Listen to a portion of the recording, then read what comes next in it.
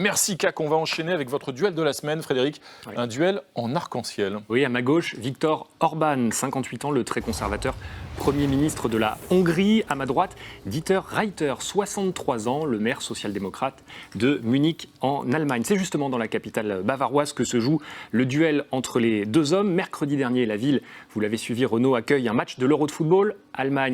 Hongrie, exactement. Le maire de Munich a alors une idée. Il veut illuminer le stade aux couleurs du drapeau arc-en-ciel pour soutenir la communauté LGBT en Hongrie après la nouvelle loi votée par le parti de Viktor Orban. C'est un texte adopté il y a 10 jours qui interdit, je cite, aux mineurs les contenus qui promeuvent l'homosexualité.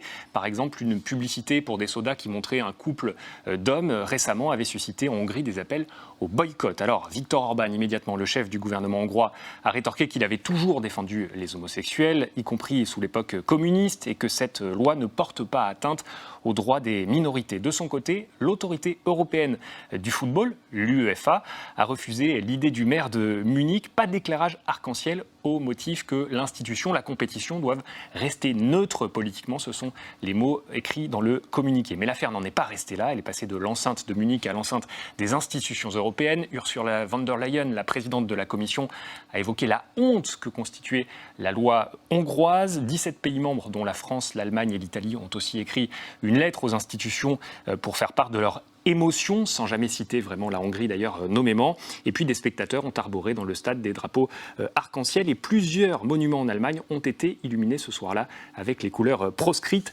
à Munich. Le gouvernement hongrois, lui, dénonce une campagne de dénigrement et malgré le tumulte provoqué par les lumières de ce stade, il n'entend pas revenir sur sa nouvelle législation.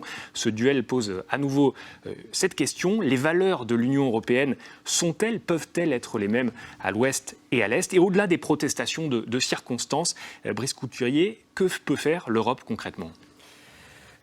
Déjà, il y avait un article 17, si je me souviens bien, qui avait été promulgué contre la Hongrie. La Hongrie, manifestement, est en train de s'écarter des valeurs européennes fondamentales. La Hongrie est en train de devenir un État poutinien, une kleptocratie. Déjà, il faut quand même savoir que Viktor Orban a installé un ensemble de ses copains à la tête de conglomérats industriels.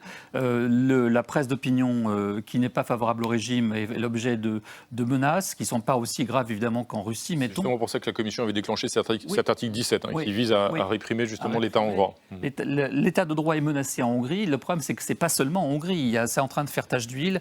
Kaczynski en Pologne, c'est à peu près la même chose. On commence à voir un certain nombre de pays d'Europe centrale qui commencent à suivre le modèle hongrois. Il faut vraiment commencer à se poser la question de savoir si ces gens peuvent bénéficier des formidables transferts financiers dont ils bénéficient grâce à l'Union européenne, dans la mesure où ils ne respectent pas les valeurs. Au point de les exclure de l'Europe, comme certains le proposent ?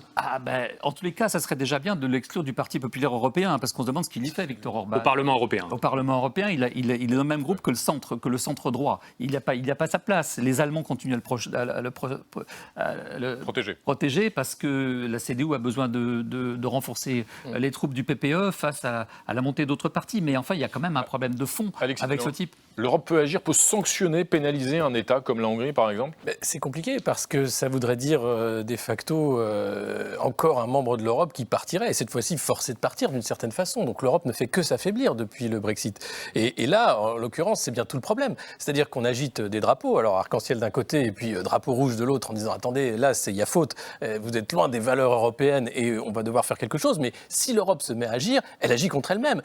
Et la question qui se pose, c'est à partir du moment où vous êtes membre de la communauté européenne, de l'Union européenne, vous acceptez effectivement un certain nombre de valeurs, d'engagements, notamment pour avoir droit aux fonds, etc. Et il faut voir un corpus commun. Absolument. Et un des grands succès d'ailleurs de l'Union européenne, c'est d'avoir lutté contre la corruption dans ces nouveaux pays arrivés, qui vivaient une corruption endémique, y compris la Hongrie. Mais on voit bien même là, il y a une limite, puisqu'effectivement, Orban a mis en place un système d'amis, de famille, son fils également, qui est à la tête d'entreprises, avec des marchés publics, etc. Donc il y a une limite à ça.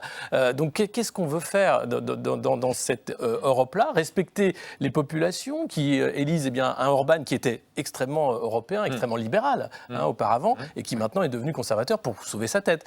C'est compliqué pour tenir à 27. Fatima Taouane, justement, quelle limite entre les valeurs de l'Union européenne et puis la souveraineté d'un pays ? Alors les limites, elles devaient être fixées, j'ai envie de dire, au départ. Là, quand j'entends parler de l'Union européenne fondée sur un socle de valeurs, non, l'Union européenne était fondée sur l'économie au départ.